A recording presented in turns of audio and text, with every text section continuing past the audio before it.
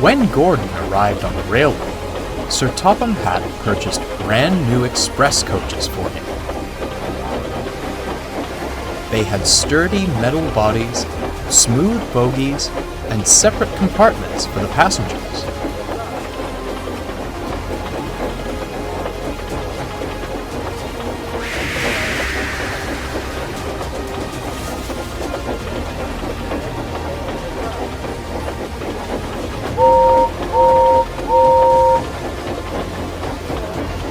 Gordon was well pleased with his coaches.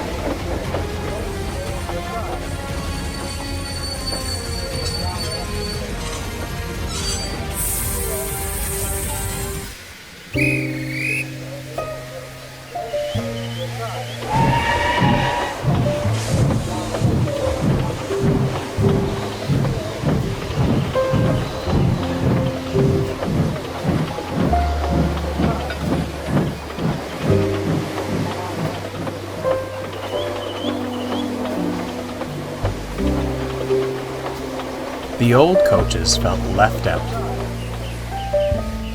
They were made of wood, ran on axles, and had no individual compartments.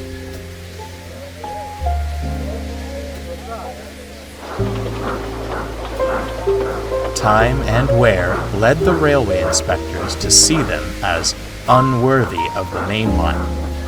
The coaches were most upset. "Cheer up," smiled Edward. "You'll still be useful on the branchline trains."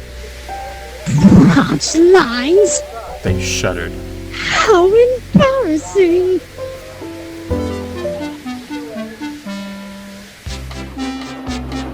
While Henry was shut in the tunnel, Edward took over his local trains. He knew all about being left behind and brought the old coaches out every chance he got. This cheered them up, until Gordon voiced his opinions. "A pity," he sniffed. "But that's the price of progress. Why, even you would have been a prime express engine at one point, Edward. I suppose it's only natural that modern engines require modern coaches." "Is that so?" smirked Edward. "Why, I think you'd look most distinguished pulling these old dears." "Oh, no thank you," Gordon harumphed. "They'd be open-top carriages before I even reached top speed. Now these are proper coaches," he finished. "Is that what they are? I thought someone had stretched out the goods vans, and you were doing some real work for a change," laughed Thomas. Edward couldn't help but chuckle, and Gordon fumed out of the station. His mood didn't improve on the main line. They were running well. Too well. "Settle down, Gordon," scolded the driver. "You'll do a number on yourself. Make no mistake." Real work," muttered Gordon. "I'll show those engines a thing or two about real work."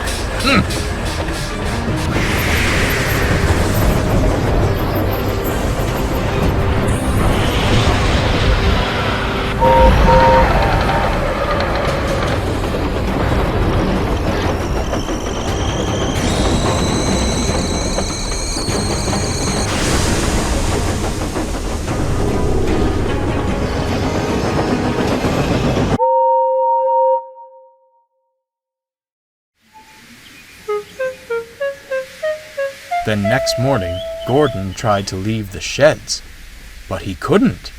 "What's happened to me?" he groaned. The crew inspected him and quickly found the problem. "Something's wrong with your tender brakes," sighed the fireman. "And with how you were going about yesterday, I'm not surprised." "And you thought the old coaches were the ones who would fall apart," laughed Thomas. Edward shot him a look. "This is no time for teasing, Thomas. The express must go out on time." "Oh, And how? Grunted Gordon. You aren't strong enough to pull those coaches, Edward.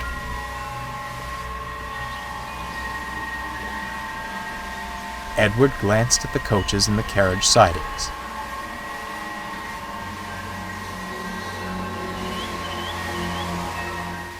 And then he spotted something else.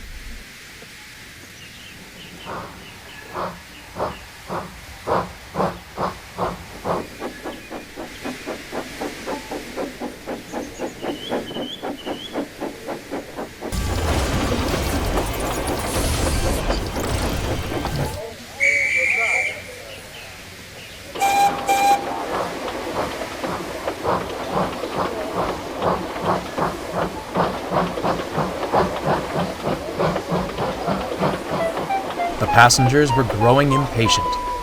There was no train ready for them, and it would soon be time to leave. The fat controller had just stepped out of his office to see what the matter was.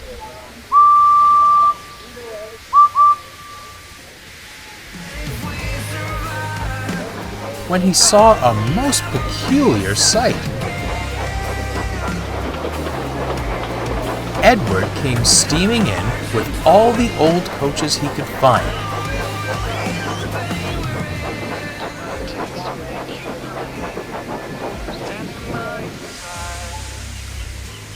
The passengers were surprised, but thankful they had a train at all. They hurriedly boarded the coaches, and the fat controller smiled. Well done, Edward. Most resourceful of you. Don't push yourself too hard now. I may not match Gordon's pace, sir, smiled Edward, but I'll have a jolly good try. The guard blew his whistle, and Edward started away.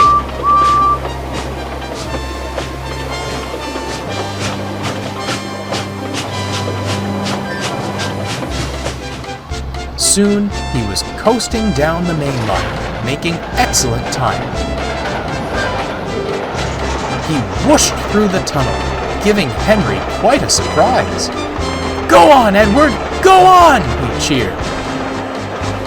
Come along, Edward puffed. Gentle and fast, gentle and fast, cooed the coaches. They were very pleased with Edward.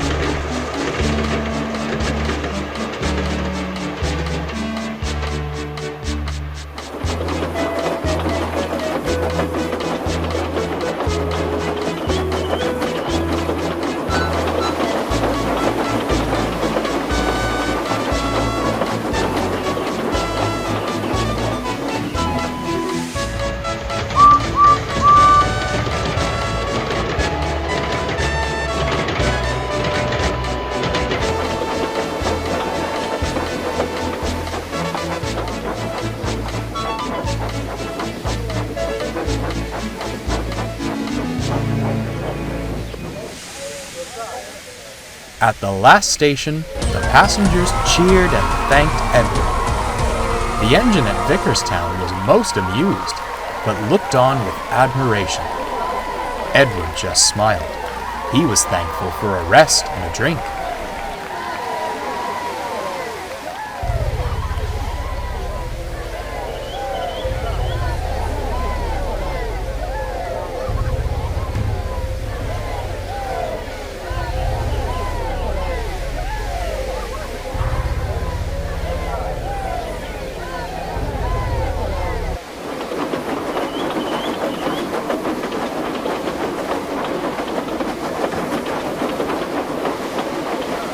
When he returned to Sodor, Edward spoke kindly to the old coaches.